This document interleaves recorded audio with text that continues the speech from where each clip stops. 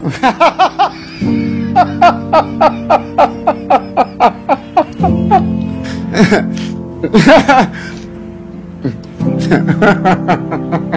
juga walaupun sedikit gitu ya.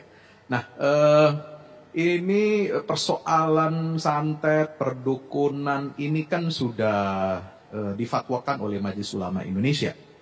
Ya, Majelis Ulama Indonesia ini kalau saya kutip ya, dalam fatwa nomor 2, ya, fatwa nomor 2 tahun 2005. Itu sudah lama ini ya, sudah 16 tahun hampir.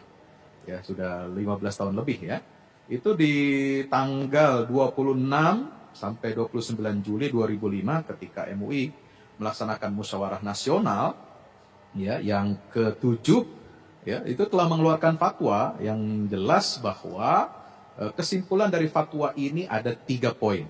Pertama, praktek perdukunan itu dan juga peramalan, ya, meramal sesuatu, istilahnya meneropong perkara hal-hal yang gaib, masa depan sebagainya, itu adalah hukumnya haram. Segala bentuk praktek perdukunan ya dan peramalan itu hukumnya haram. Nah, santet ini bagian dari perdukunan. Ya. Yang kedua, mempublikasikan, ini fatwanya ini, mempublikasikan praktek perdukunan dan peramalan dalam bentuk apapun, ya termasuk YouTube atau diunggah di Facebook atau di mana saja ya platform media sosial, itu hukumnya haram. Yang ketiga, memanfaatkan pengguna atau menggunakan dan atau mempercayai segala praktek perdukunan dan peramalan itu juga hukumnya haram. Jadi para ulama kita telah sejak jauh-jauh hari ini kan fenomena yang terus berulang. Tahun 2005 mungkin belum ada YouTube secara masif seperti sekarang. Tapi ini fatwa ini sangat relevan untuk kondisi sekarang ketika banyak masyarakat Indonesia ya itu beralih tontonannya kepada YouTube. Baik. Ya, semakin banyak penontonnya itu justru semakin haram. Ustadz, kalau kita lihat video ini atau beberapa konten ini kan tujuannya bisa dibilang baik begitu ya, mengajak agar dukun-dukun santet ini dapat segera bertaubat. Bagaimana Ustadz melihatnya? Iya, di situ ada 2 sisi, ya, ada 2 sisi ibarat saat mata uang itu ada 2 sisi mata uang. Pisau itu juga ada 2 sisinya, ya. Ada yang membahayakan dan ada sisi manfaatnya, katakan begitu ya. Nah, kalau saya katakan ya ini hampir mirip dengan kondisi hukum minuman keras ketika belum turun ayat yang tegas melarang secara mutlak tanpa kompromi. Apa ayatnya? Ya, yas'alunaka 'anil khamri wal maisir qul fihima itsmun wa manafi'u lin-nas wa itsmuhuma akbaru min naf'ihima. Memang ada manfaatnya, tapi juga ada madaratnya. Tetapi kata Allah, dosanya, madaratnya jauh lebih besar. Nah, kalau kita analogikan ke sana, Mas Rizky, ya, tontonan tayangan seperti ini, walaupun di ujungnya itu ada edukasi untuk bertobat, ya, jangan melakukan seperti itu. Tapi di sisi lain, ini juga bisa mengundang ketertarikan, ya. Dan orang yang nggak punya saya iman, langsung mempublikasikan praktek-praktek santet ini. Termasuk mempublikasikan, itu bagian dari mempublikasikan.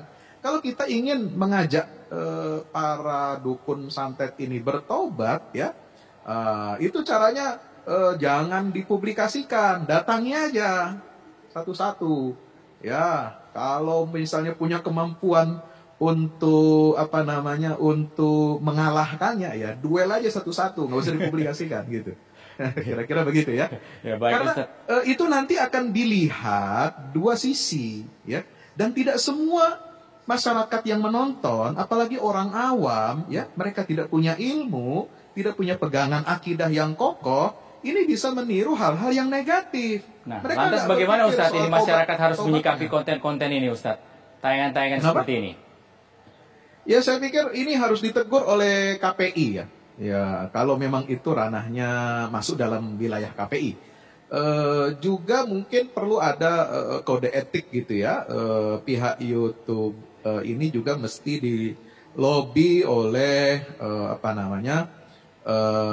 Kementerian Menkominfo gitu ya, untuk menertibkan tayangan itu dan melarang. Sebab ini juga kan ada unsur kekerasan di situ, ya. Oke. Ada violence, ya, ada aksi-aksi yang juga bisa membahayakan orang, dan ini tidak boleh ditonton oleh orang banyak. Kan YouTube punya aturan-aturan tuh, ya kan?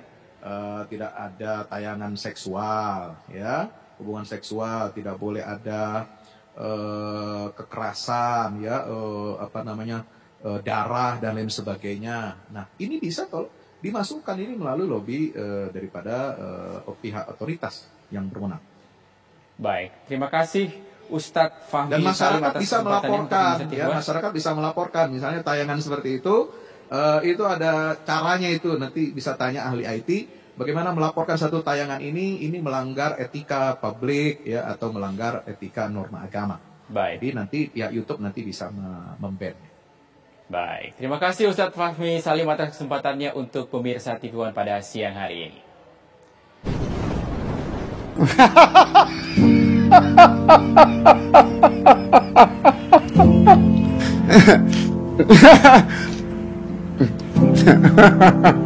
ha.